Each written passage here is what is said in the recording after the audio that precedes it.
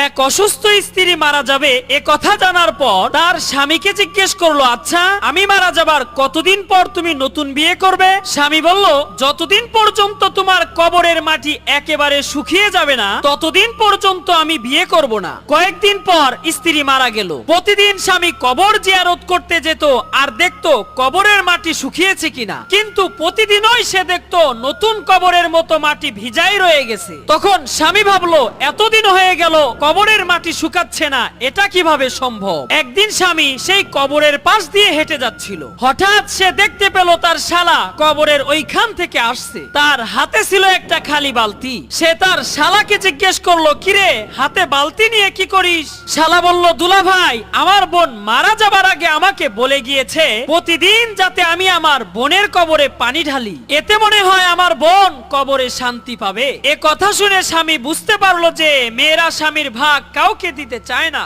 এমনকি মৃত্যুর পরেও না।